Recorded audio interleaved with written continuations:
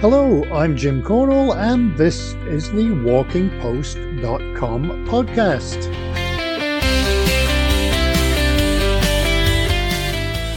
WalkingPost.com is the news website dedicated to walking, with all the latest on trails, gear, festivals, and more. This podcast, number 14, is airing on Friday, May the 30th, which is International Hug Your Cat Day. My cat, unfortunately, isn't much of a hugger. It's National Creativity Day, and it's also E-Bike Day.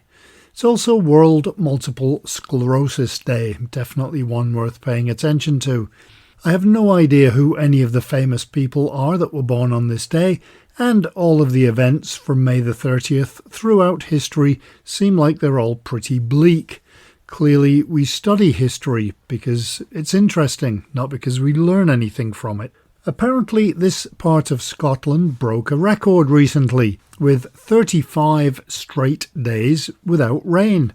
Now, the problem with this is that the rain doesn't like to be upstaged, so it is now attempting a 36-day rain streak, and so far it's doing pretty well. That means that the only walks that I got in this week were in the rain, and for mundane things like picking up my new glasses.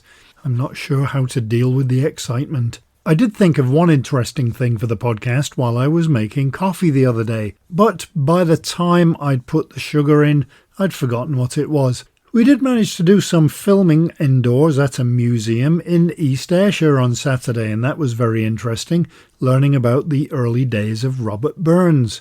However, while I was filming, I was tapped on the shoulder 3 times and turned around and no one was there, which was definitely a bit odd.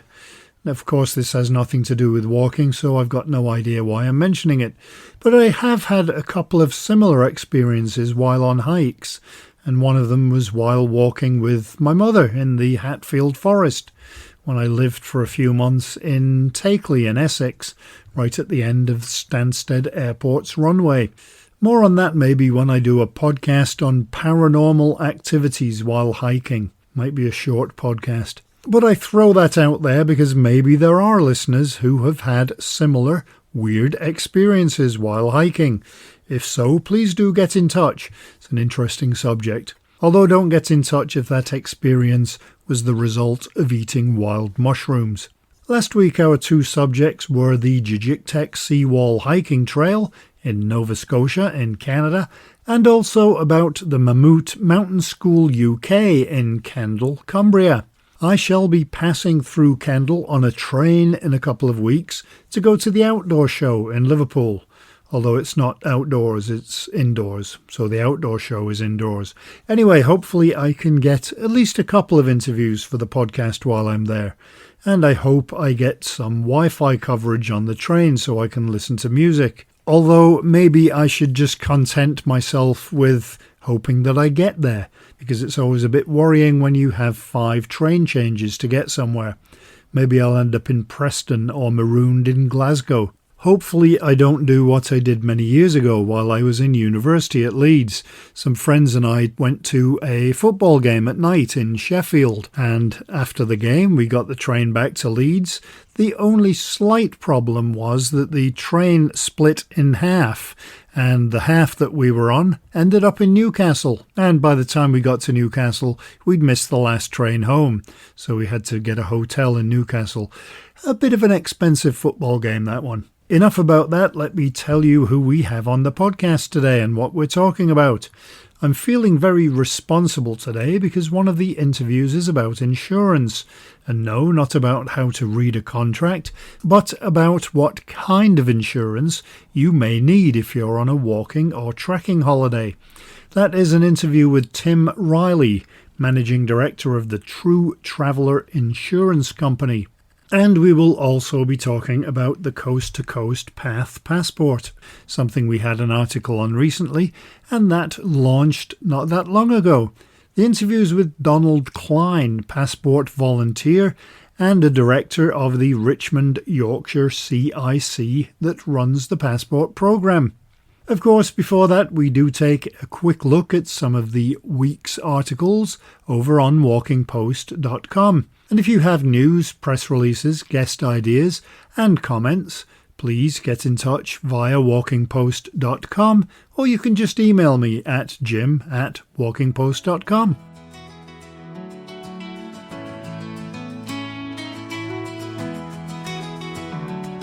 Okay, so it's time for that brief look at some of the headlines of the news articles we had on walkingpost.com this past week. I guess it's not so much a look at the headlines as a listen. First up, the Tyne Derwent Way has celebrated a successful year. A new walk has been opened honouring an Olympic gold medalist. And this is not a clickbait website, so I can tell you it's in Northern Ireland, and the medalist is Lady Mary Peters, who won the pentathlon in Munich in 1972. Hypershell and the American Hiking Society have launched a partnership. There is a new Shropshire website that features more than 300 walks, and the UK's most walkable city is celebrating Walking Month. And again, the reveal, that would be Brighton, which was voted the best walking place in the UK, I think by Time Out. I must say I do like Brighton, other than the traffic when I used to live in West Sussex. An active travel manifesto has been launched with support from 50 organisations. Trails Day was a big success in the US, and if you like being one of the first to have something new, then head over to Kickstarter for a new piece of gear called Camper Kit, which is a piece of equipment that has power that you can attach different tops to, like fans or lights or chargers. It comes with 10 different tops. I'd really like one, but with all the recording equipment that I carry in my backpack, I'm not sure that I'd have the room. It does look great for camping though. Anyway, you can read all of these articles and more at walkingpost.com.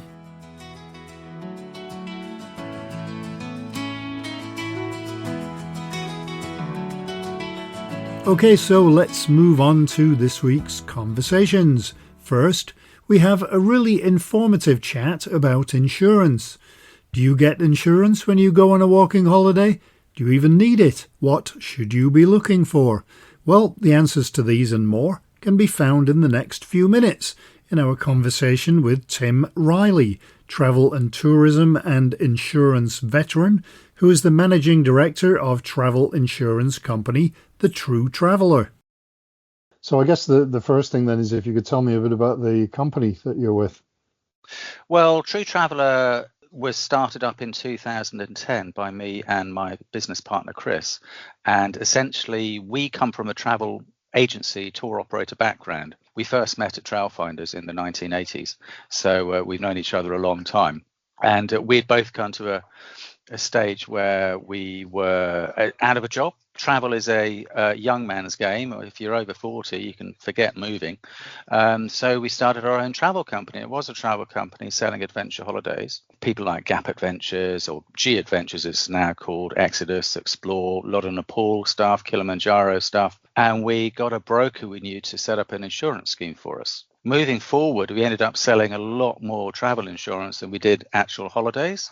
And it got to such a degree that the travel authorities, like the Civil Aviation Authority, were saying, where's all this money coming from? So we were under a bit of pressure by them because they thought we were fiddling the books. So we eventually shut down the holiday side totally in 2014.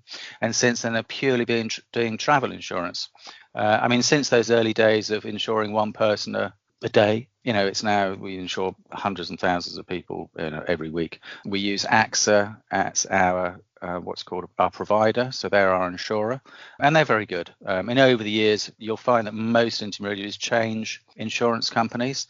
But we're with AXA now. One of the reasons we like them is that everybody's heard of AXA. You get some travel insurance companies, and they say, "Oh, who's your insurer?" And they'll come out with a name that you've never heard of. Whereas everybody's heard of AXA. So I was saying, if it's A or Z, like Allianz, AXA or Zurich, that's fine. And so on a simple stage, that's why we're with AXA. They listen to what we do. Their assistance side is very good. We do the claims, which we're very pleased about. It's always let us down in the past having other people do our claims, so we do them now with AXA's money, and it works. It works well, so we're happy. Tricky stages, obviously COVID was a disaster for everybody, lots of cancellations, lots of people trapped abroad, but we were quite lucky because we have permission from AXA to sell insurance to people who are already abroad.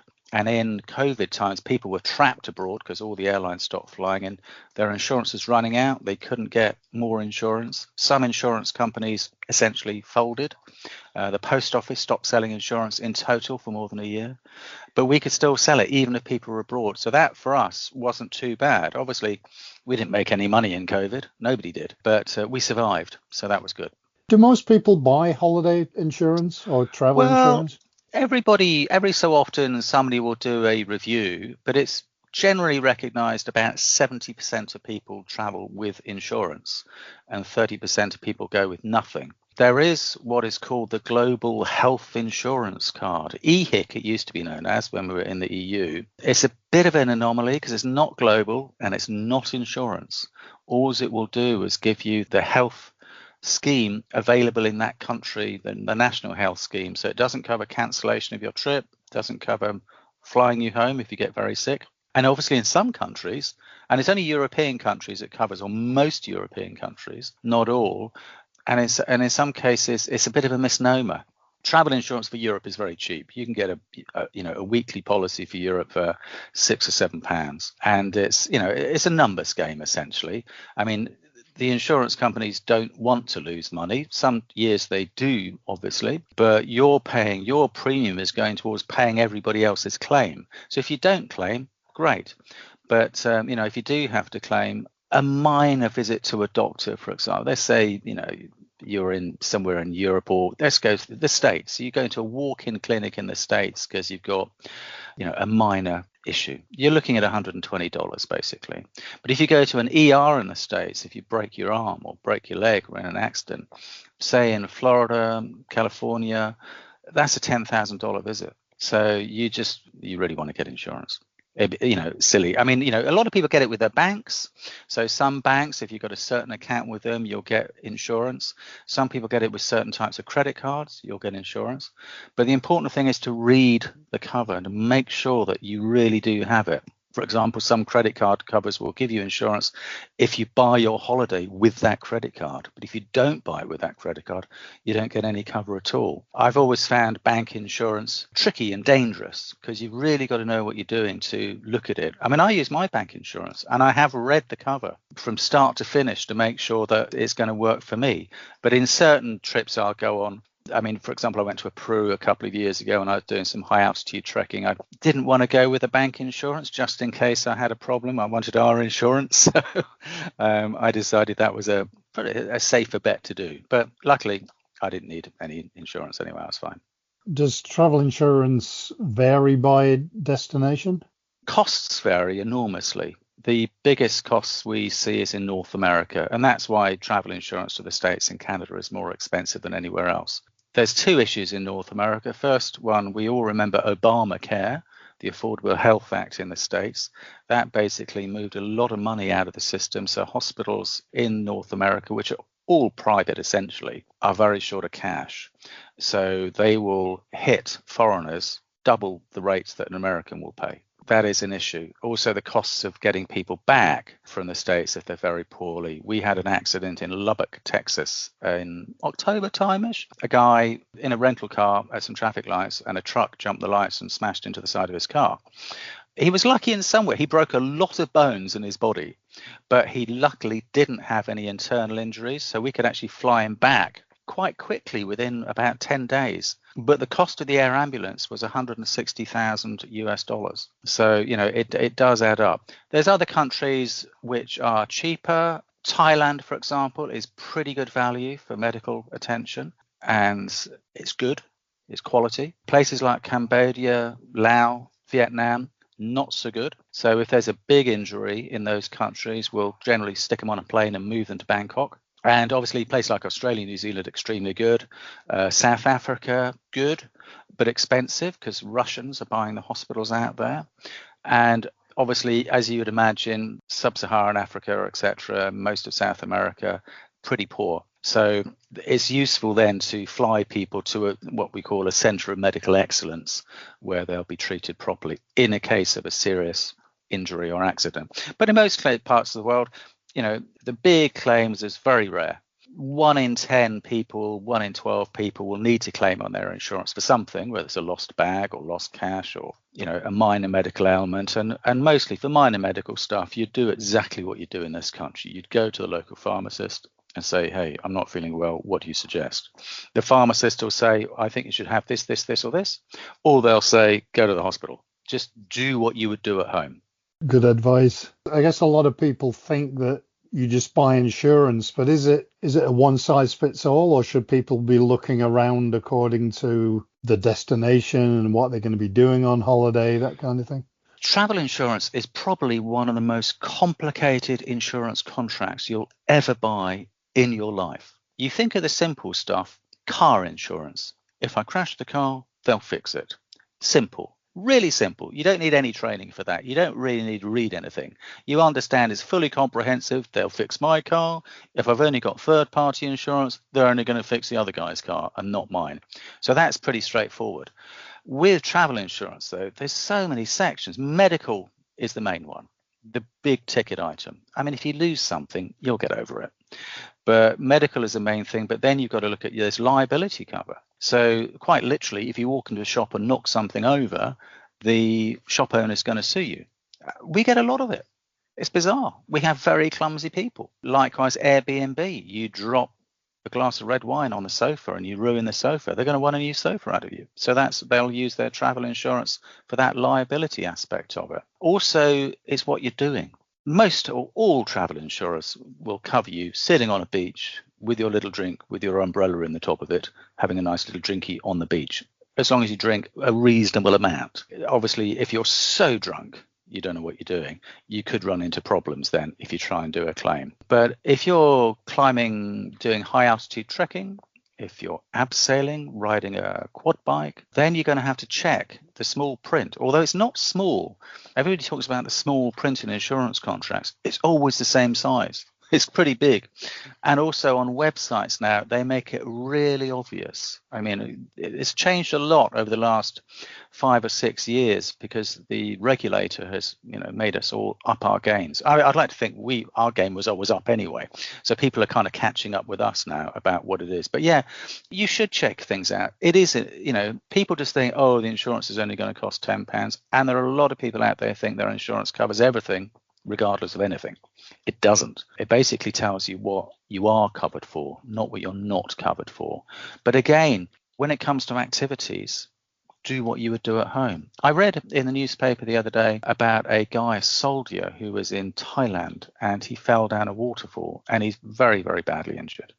And it's not clear if he had travel insurance. I don't think he did have travel insurance with anybody. But this waterfall, he was trying to take a selfie and he was standing at the top of the waterfall on very slippery rocks with water going over it. And there's probably some green slime, the most slippery sort of stuff you can find. And if you were sort of standing on a weir at home on a river with fast flowing water, you just wouldn't do it.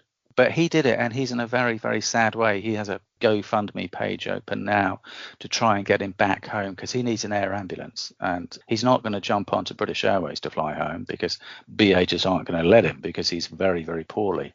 So, that's a 6-figure claim there. So do read what you're doing.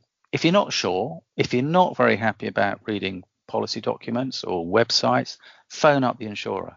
And they'll answer the phone, and the guys on the end of the phone know it backwards. And obviously, if they give you the wrong advice, all phone calls are recorded, etc. It's a very highly regulated business. So, we have regulators. We've got to give them reports and phone recordings, etc. And just say, hey, I'm climbing Kilimanjaro. Will your insurance cover me? And you'll just get a yes or a no straight away. And that's what you should do if you're not happy. But all travel insurance policies is different. Is walking or trekking considered to be more of a risk? At altitude, yeah. At altitude, anything under 2,500, 3,000 meters is fine. So, most walks in Europe, for example, are absolutely covered fine, and most treks in Europe. But once you get over altitude, you generally get 2 issues. First one is acute mountain sickness. And the second issue is that if you do get in trouble, you're probably going to need a helicopter to get you out of there when you're at altitude. And that's when the costs jump. We think about skiing holidays in Switzerland, there's always the helicopter, etc. But if you have a musculoskeletal injury on a trek, you go over your ankle, break your ankle, etc., etc., they're not going to send a mountain rescue team with a stretcher and walk you back down. They're going to send a helicopter to get you. And that's suddenly, within Europe, that sort of helicopter, you're looking at €6,000 from the get-go. Trekking, absolutely. There's treks and there's treks. There's going for a long walk, and that's fine. But as we know in this country, every so often, you get people going on walks on Brecon or in the Scottish Highlands, and they're not properly equipped for it. They don't have the right equipment, they don't have the correct walking shoes or walking boots, and the change in weather, and it's exactly the same everywhere else. So yeah, you've got to prepare properly, and you've got to make sure you've got the right cover just in case. And don't forget, musculoskeletal injuries, 95, 96, 97%, you're going to be absolutely fine. But with all our claims that we get, more often than not, it's just people in the wrong place at the wrong time. Obviously, like if you just went for a walk around Paris or a day walk, that wouldn't really make any difference. But if you were going specifically to, say, walk one of the e-trails for 2 weeks, would that be considered different if you were doing it as a walking holiday?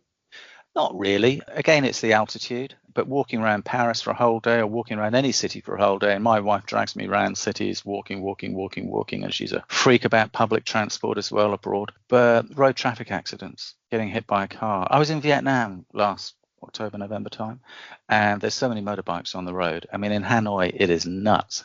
I think the population of Hanoi is 10 million, but there's 14 million motorbikes. You've never seen anything like it. And there's, you've got to look at YouTube to work out how to cross the road, because there's no left and right hand side of the road, and there's no traffic lights, or nobody pays any attention to anything. Yeah, it's the just in case thing. As I said, the big accidents and the big problems, and we do a lot of business to Nepal, trekking in Nepal, Kilimanjaro, Akonyondo in South America, etc. Big treks, tricky treks, over 6,000 meters. But the big claims are just a mixture of just wrong place, wrong time, hit by a car, twisting an ankle, etc. And then suddenly, wherever you are, that can mean quite big bucks to get you. The companies that run those treks, are they aware of, and do they help people get insurance, or is it basically they're just selling the holiday and it's up to you? Generally now, they will recommend you take travel insurance, and they may, refer people to 1 or 2 or 3 different travel insurers to check. And they should do. And a lot of treks, particularly in Nepal and Kilimanjaro, they'll ensure that you have travel insurance, so they may not take you on the trip at all. Travel agents now and tour operators, they don't really sell travel insurance now because it's a regulated activity. Back when I was a travel agent in the 80s and 90s, anybody could sell insurance. And of course, you just got terrible advice because the travel agent wanted their commission, which is a lot of commission for selling you an insurance policy. So eventually, the FSA, it was then called, turned around and said, look, sorry guys, you just can't sell travel insurance anymore because you're giving wrong advice. It's only the insurance companies or regulated firms can do that. Yeah, so everybody who sells you travel insurance now must be regulated with the Financial Conduct Authority. They've got to do training courses and be properly insured themselves. But you've got to look out for yourself. It's like anything. Nobody's going to warn you and tell you to do something. So you've got to, accept some responsibility and think, actually, am I going to be okay if such and such a thing happens? And it's not just the holiday itself. If you're, let's say you're doing the walking the Pacific Trail in the States, which is going to take you a few months, with the cost of your accommodation and flights and all the rest of it, by the time you get there, you'd have probably spent the fat end of £10,000. If you broke your leg the day before you were going to go, you're going to lose all that. The airline's not going to give you any money back. The tour operator's not going to give you any money back. But that's why you need your travel insurance, because you can claim it back from your travel insurance. So, even before you go, and, you get a lot of cancellations, sort of bizarre reasons. People's obviously a close relative dies, your mum dies, your dad dies, your house burns down. Yeah, cancellation claims. It's quite a big thing. I think after medical, cancellations are the next biggest as far as payouts go. You're mentioning the big things that can happen, but sometimes even a small thing. You mentioned the Pacific Crest Trail. If you'd booked to stay at certain places and then all of a sudden your flight's delayed by a day, then everything on that trip is shunted by a day. And it might be that you can rearrange it all, but it might be that you're out for 10 or 15 hotels. Yeah, I mean, that's what's called consequential loss. If you do everything yourself, if you book your own flights and you book your own hotels, you are essentially then being your own travel agent. So if it goes wrong, you've got to fix it yourself. No one else is going to help you. And no insurer is going to help you either because you're the guy. You're the person who did it. If you booked it with a travel agent or a tour operator, though, they're responsible. So they've got to change it all for you. So although we all know that if you book an EasyJet flight and you book your hotel on hotels.com, it's going to be cheaper by 10% than booking it with a travel agent or a tour operator. But if you get to the airport and let's say, the flights are all delayed because there's a European air traffic control dispute or whatever, and you're going to lose your hotel the other end, sure, EasyJet's going to refund you your flight, but the hotel's going to keep your money. Book it with a travel agent or tour operator, they're responsible for the performance of the itinerary. So it's called the package travel regulations. It's a Europe-wide law. I mean, although we're not in the EU anymore, our laws are still pretty much exactly the same as the EU. So I would always say book with a travel agent, but the savings you get just aren't worth it when it goes wrong. And 1 in 10 times, it'll go wrong. Been there and done that. Exactly. Yes, so you know. I think there are quite a few people who would use things like the comparison sites that you can find online. What would your advice be to somebody that is unsure of where to even start when it comes to booking insurance? The thing to bear in mind about comparison sites, they only compare on price. So, and I read a report recently that only the top 5 insurances listed on a comparison site when it comes up and it's by price are the ones that are purchased. Nobody goes to the bottom.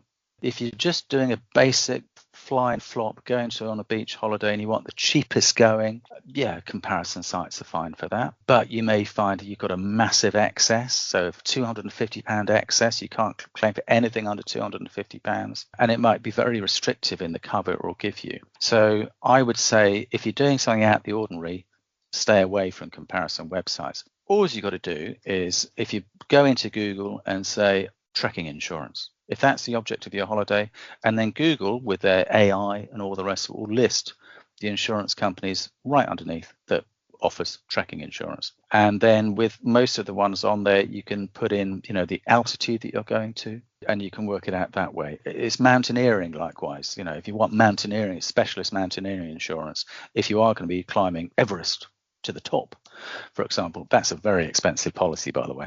Then you can just put in mountaineering insurance and read through it from there. Price comparison websites is price only. As we put on our FAQs, if you're changing broadband, because broadband in this country is effectively all done by Openreach, which was the post office back in the day. They run all the cables. I mean, Virgin have got some in some areas now. So whatever broadband you're buying is essentially the same. It's just got a different badge on the outside of the modem. So if you're after cheaper broadband, just go onto a price comparison website. That's what I do. But anything more than that, or anything where something is the same. I mean, car insurance. I used to go every year onto my car insurance to go on a price comparison website. And of course, then you look at some insurance companies you really never heard of, and it's a massive excess, and it doesn't give you that. So you end up sort of working out where you were to start with. Just go into Google, trekking insurance, hiking insurance, walking insurance, and that's the best place to start if you're doing anything more than going for a beach holiday. And I guess is communication with the company important? I mean, if somebody's confused about whether the coverage is right for them, should they just pick up the phone and call them? Yeah, absolutely. Or email them. I mean, I always think with any company I deal with, whether it's buying anything, how they communicate with you is extremely important, and it gives you a good gauge of how they're going to be if it all goes wrong for you. So give them a call, listen to the guy or girl you're speaking to on the phone. If you're in a massive loop, you're in a massive call holding thing, and I will probably hold on for 2 or 3 minutes tops and then just give up and move to the next one. Or if you email them, see how quickly they email you back. If you go to a new cafe or restaurant and it's rubbish, you'll never go back there again. Now, unfortunately, with a cafe or restaurant, you've got to eat the meal to realize it and spend money with them before you walk away and decide, I'm not going back there again. But when you're buying over the phone or on the internet, anything, you can decide beforehand, actually, I don't feel particularly good about this. I'm going to try somewhere else. When you're buying it, go for the big names. In travel insurance, there's some big, the post office is a big name. Everybody's heard of the post office. Stay Sure, they're another big insurer, biggest in the UK, I think now. Obviously us. So go for some sort of trusted names. If you come across a travel insurer, which you think, you've never heard of them, the insurance company behind them, you've never heard of them, and the website looks a bit funny. A website can be sitting anywhere, in China, in Bangladesh, in Russia. So, when you shop online, just think, do I know these people? And then, make your own decision from there.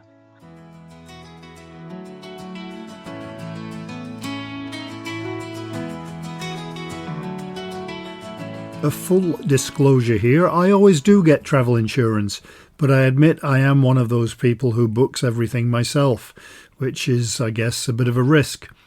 I tend to go for an annual package rather than for each individual trip, but it definitely does pay to get the right kind of insurance for whatever it is you're doing.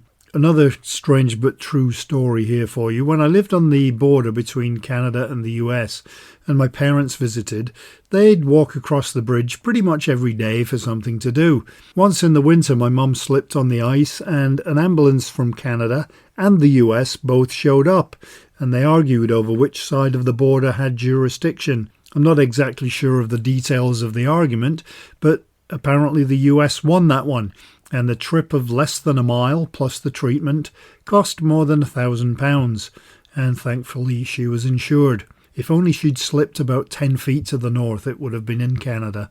That crossing from Canada to the US and back, of course, involves having to show your passport at both borders.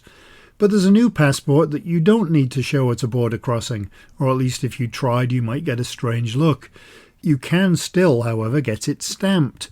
It's the new and excellent Coast-to-Coast Path passport, which was recently launched and is already doing very well. You can get one online or early in the walk that starts in St. Bees, and then you collect stamps along the way to earn a Coast-to-Coast Path completion certificate. Thanks to the organisers of the passport, I have a copy of it and it looks absolutely great. To tell us about the idea and how it works is passport volunteer and director at Richmond, Yorkshire CIC, Donald Klein.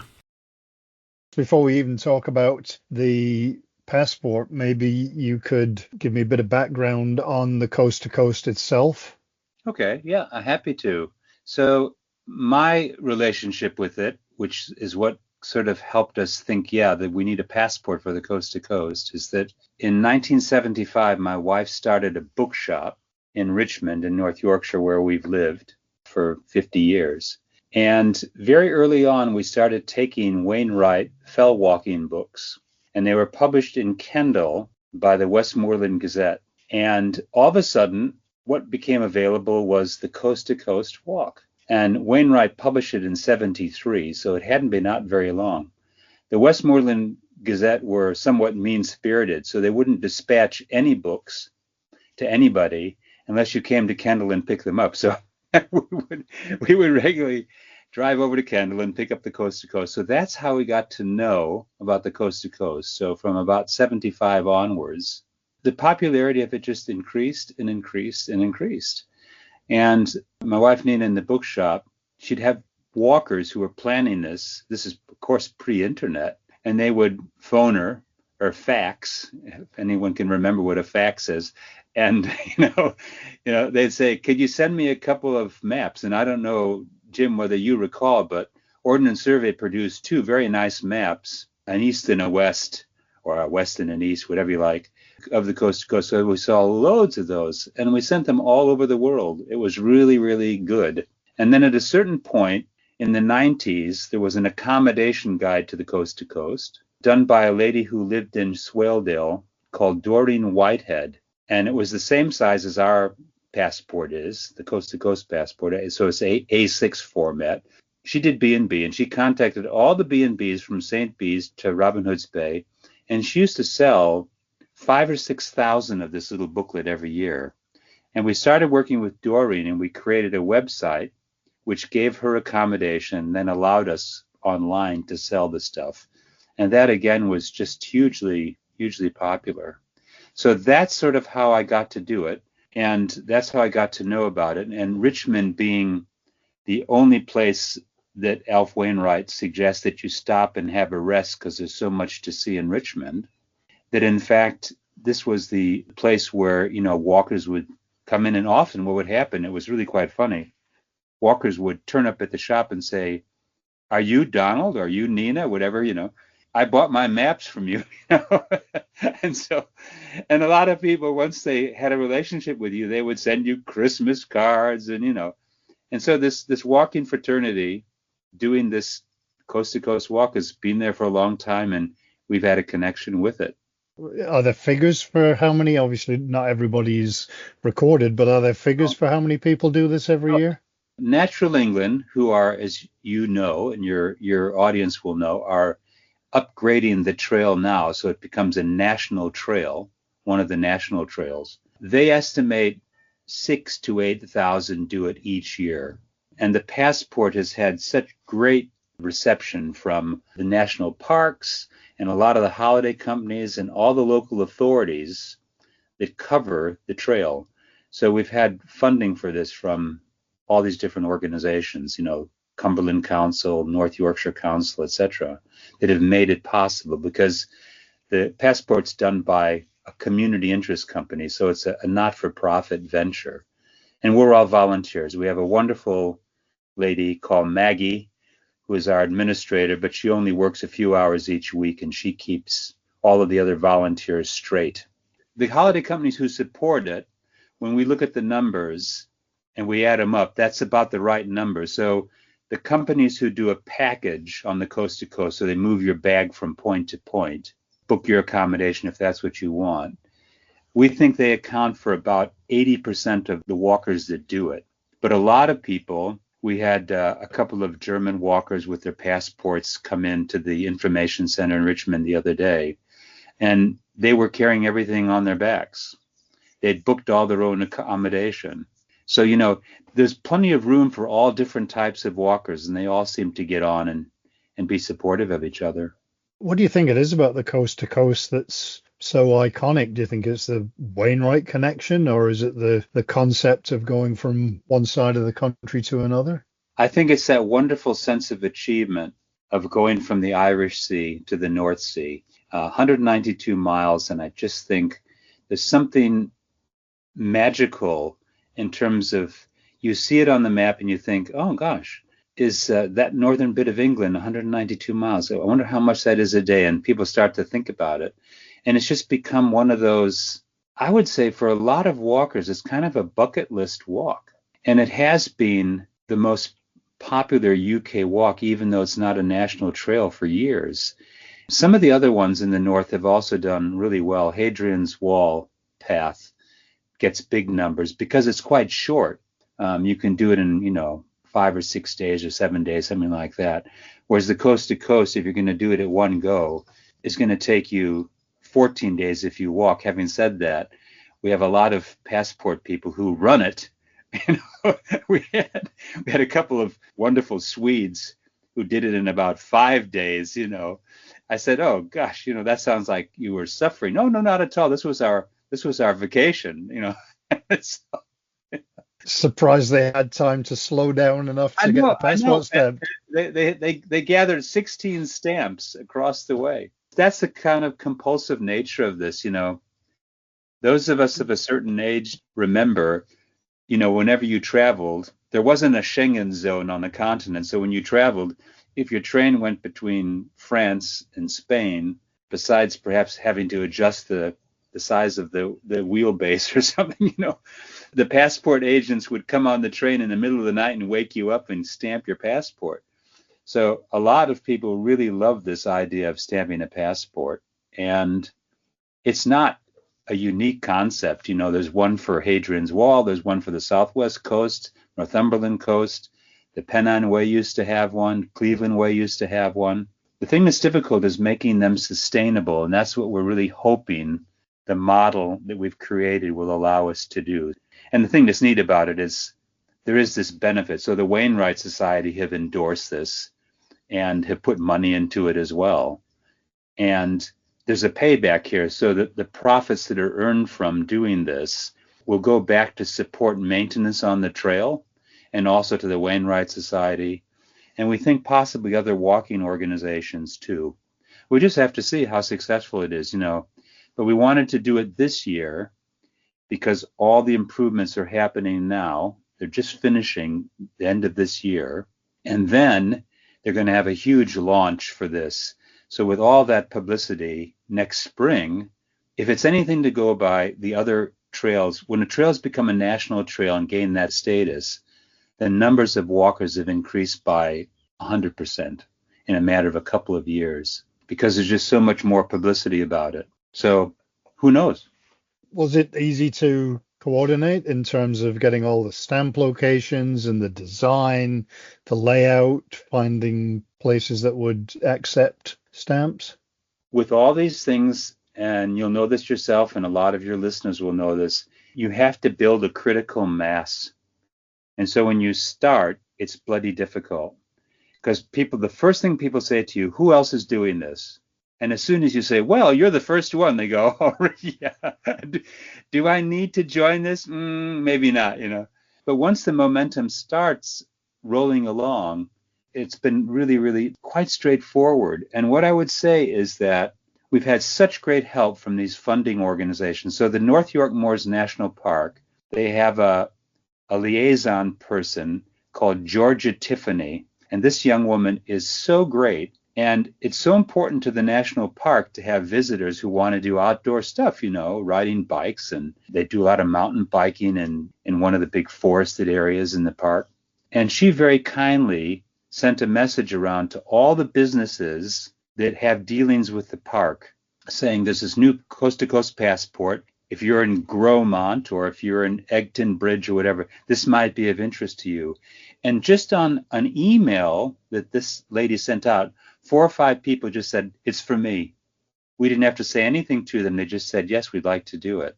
And when people look at the website, c2cpassport.com, they'll see there's a section with the agents, and almost all the agents have a photograph of themselves with the passport. And they get ever so excited when somebody turns up and says, can I have a stamp in my passport? And they photograph, put them on their Facebook page. And, it's quite a contagious sort of thing. So to answer your question, it was hard to begin, but we probably did all of it in about 5 months. We got all the agent network set up in that period of time. In terms of the concept, it's, as you said, a lot of places have a similar concept, but yours goes, I guess, a bit further in so far as it has information, it has discounts. How did you come up with the format? Well, we thought that what we wanted to do, and again, this is this desire to make this self-financing. So this year we've had quite a lot of public funding and sponsorship. A lot of people have put just pure sponsorship money into it. That won't happen next year. So it'll have to stand on its own. So the way that we've done this is that the agents pay a stamping fee to become a stamper, and then they get a stamp and an ink pad, and all the stamps are individually designed for each of the 29 locations. So we thought to ourselves, we'll underwrite the cost of getting all those stamps designed and made up. And they paid £60. An agent would pay £60 to become an agent for 2025. And then they had the opportunity, as you noted, if they wished to buy a little advert in the section. So if you're in Patterdale, you could buy an advert. There's only 2 agents in Patterdale. One of them is a guest house who doesn't really need to advertise, and the other one is the church. So, and you could argue that Andrew, the vicar, could do with advertising, but he's put the passport stamp in the vestibule of the church. We have 3 churches. We have the Priory at St. Bees, we have Patterdale, St. Patrick's Church, and we have another church just outside of Richmond at Mosque and Swaledale. And that's all self-serve. You just come in and get your stamp. And there's several places like that. So there's quite a lot of variety. So that's one way of getting income to underwrite the costs of the design, the printing, etc. And then, of course, the other element of this is selling the actual passport.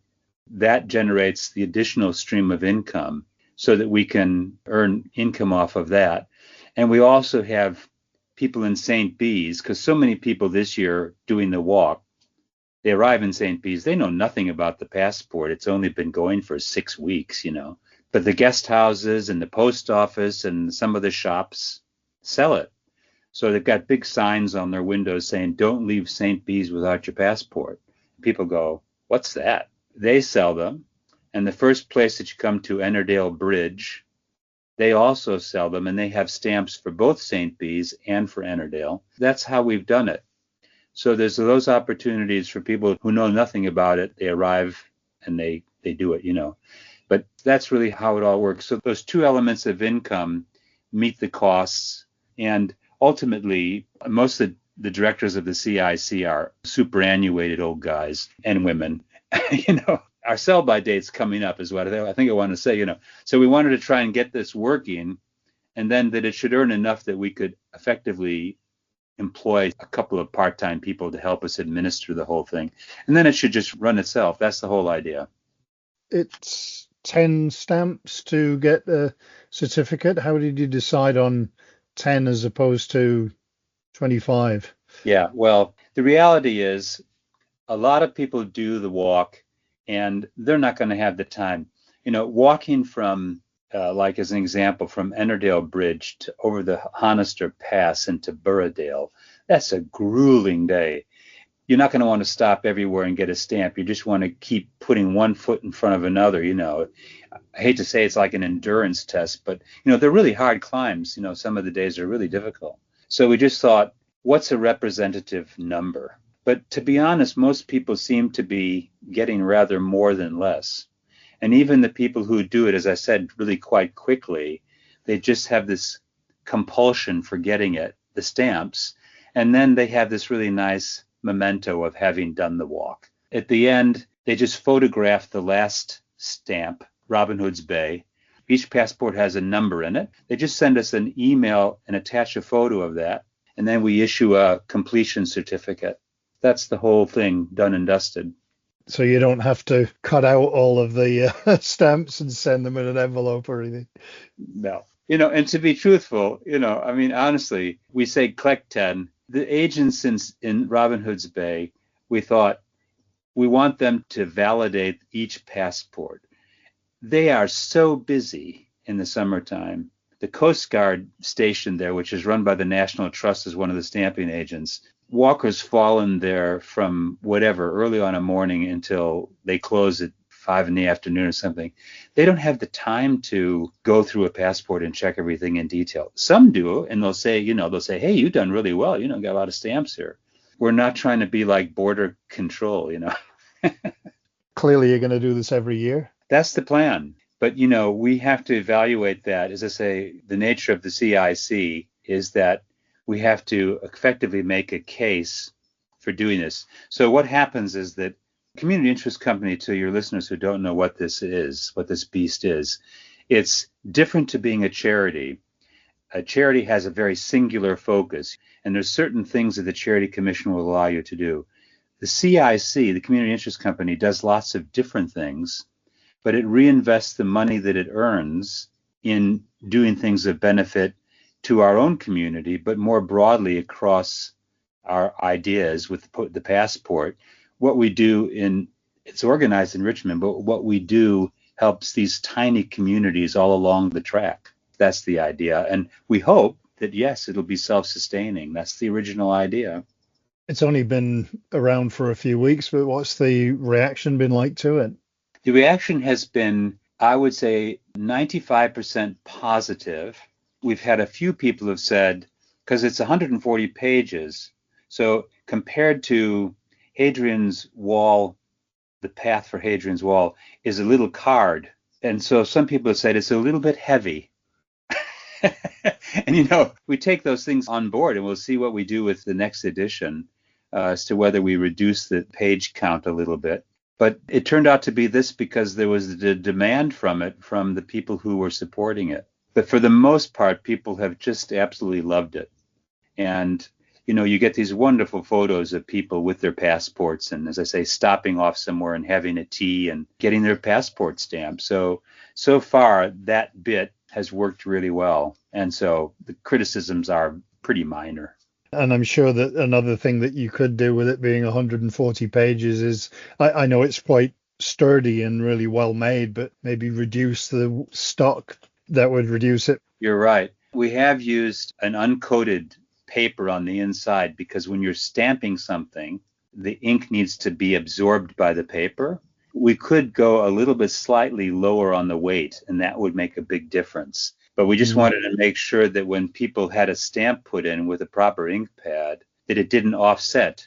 So when you closed it and then you opened it, you'd see the stamp on the opposite page, as it were. You learn by doing. This comment has been made 3 times, and so far I think we have sold about 700 passports. So there's been a pretty decent take-up of it, and I feel like, for the most part, I say people just have really enjoyed the experience. And a lot of people have said, oh, it's so great. In fact, we had one of the organizations that we work with who do a lot of the baggage transport, Sherpa Pack Horse, who have a big place in Richmond, but also in Kirby Stephen, and they move people's bags from location to location. I had an email from them the other day saying, we've had some customers from America who did the walk last year, and they found out that there's a passport. They want a passport. I said, well, it says 2025 on it.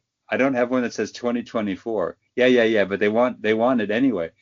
And they like certificates. And I said, okay, it says 2025. So anyway, so we issued certificates. It's really been great. And those of us who've worked on it have really enjoyed it. And we feel like, particularly with the agents, most of them are really small businesses, tiny shops and tiny cafes and stuff like this. And they've just so enjoyed the engagement.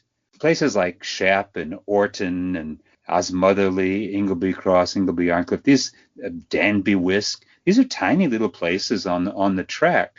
And they just love seeing people, And you constantly get comments from people saying, I've walked so many of these trails, and far and away the Coast to Coast is my favorite.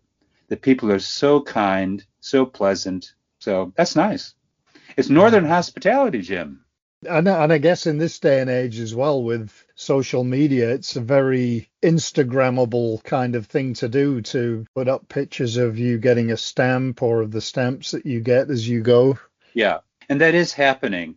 So you register your passport, you got this number, and you register it before you start to walk. And that way, when you get to the end, you don't have to tell us who you are. We know who you are. We can send you the certificate. We don't have to go through all that rigmarole. It has been really interesting because once people do that, we then reply and say, thanks for registering, thanks for participating, etc. And we say, if you'd like to take pictures, this would be great. And at the same time, we say, if that's not your thing and all you want to do is just walk and enjoy the fresh air, please don't bother. You make an offer to solicit in this way. But I would say probably only 50% of the audience that are using the passports bother to do this. I mean, some people get very excited about it, you can tell. And partially, as I say, they'll have big followings of their own Facebook page, and they want everybody back home to know that they've got to Kirby Stephen and they had a good curry, or whatever. So. And you wonder also about, not that it is competitive, you wonder about the competitive nature of it, of people getting every stamp or as many as they can. Yeah, possibly. So far, it's just been a great deal of fun. And let's say, everybody who's working with it, one of the volunteers who's sending out the passports increasingly now, who just lives up the road from us, they're just on to it all the time. And they enjoy having an hour or so a day where they can just do all the paperwork related to this and go down to the post office in Richmond. And we send everything out using a really fast service, so Royal Mail 48-hour tract or a 24-hour tract. So the passports go out virtually the same day or the day after you order them. And people love that. They go, gosh, I wasn't expecting it so quickly, so. One of the good things as well is that it's an entire community. I think walkers are generally open, honest, friendly, and it's just kind of expanding that family a little bit more, I guess. Yeah. I think the thing that you really cannot understate for this particular walk, and I'm sure it's the same all over the country, but this walk has for 50 years been so important to the local economy of some of these northern towns. Kirby Stephen now, because it has two or three of the trails that are through it or close to it, the local economy there thrives on people doing these, like they're like it's like a pilgrimage, which one are you on? And not everybody likes it, but for the most part the community likes it. It helps to maintain jobs, and keep people employed and stuff like that. So I think so long as it doesn't become like Venice, where you have to queue up in a queue to walk it, and it's nothing like that. You can walk all day and not see anybody, even in the height of the season. It's pretty wide open. So in other words, it has quite a lot of growth potential. The real problem is accommodation. And that's going to be the cap on how many people can do this, because a lot of the holiday companies can't find enough lodging at certain times of the season to accommodate everybody. A lot of people who ran bed and breakfasts are of a certain age and they've just retired. They finished. So I know in Richmond about 4 or 5 guest houses have gone in the last, after COVID, that wiped so many of them out. So that'll be a kind of a break on progress, I think. But we'll see. We've seen a bit of a rise in things like Airbnb and more recently glamping. So yes, maybe there's opportunities there. I think you're right. And there is, like, even close to Richmond, another sort of a community-run hostel. It's on the other side of the River Swale, so it's not the same side that you're walking into town, but it'd be easy enough to get there. They've converted an old church to be another set of beds for coast to coasters and anyone else. It's great cycling country around here too, so that's good. And then you get the contrarians that start in Robin Hood's Bay and go west, but the passport would work for them as well. They just start at the back. It would do, but there's 2 main carriers for bags, so Sherpa Packhorse and Brigantes. We're based in Derbyshire, and neither one of them transport going from Robin Hood's Bay to St. Bees. The logistics are just too difficult. That's another thing. So if you're going to do it, you're going to be carrying your gear. And we have seen some walkers who have come from Robin Hood's Bay this year. We've seen a few. And you've already mentioned the website. There's a lot of information on this c2cpassport.com site about how it all works and stuff. And there's there's one of these sort of flip books so you can look inside it to see what some of the pages look like and stuff like that. We are hoping to, by the end of the season, have done a few short videos of walkers using the passport and stuff again, and add that to the site when the season's finished, I think, realistically, so that, again, people can see it in use, as it were. If people go on and they have an inquiry, we get inquiries every day, and one of us picks it up and answers the inquiries, What we're not pretending to be is, there's so many, Jim, as you know, in your walking community, there's so many wonderful websites given over to the coast to coast. We're not trying to emulate any of that. We're just talking about the passport and how the passport works. And actually, the forward is done by Julia Bradbury, who's a really well-known television personality, and she walked the coast to coast and did a program for the BBC a few years ago, which was really, really popular. She's written the forward to this, which was nice. But in the preface to it, we say a lot of people don't do this at one go. They'll do it in 2 or 3 stages. Well, you can use the passport for 2 or 3 years. It doesn't time out on you. The only thing is that if you buy it this year and you finish it in 2030, some of the agents who were in it this year may not be in it then. And if one of our sponsors here in Richmond, who have walking boots called Altberg, who a lot of your audience will know, it's a big British boot manufacturer. Altberg may not be offering 30% discount on a clean pair of socks. I have no idea what the company will do in future years, but they're a great one to have on board as a sponsor, you know.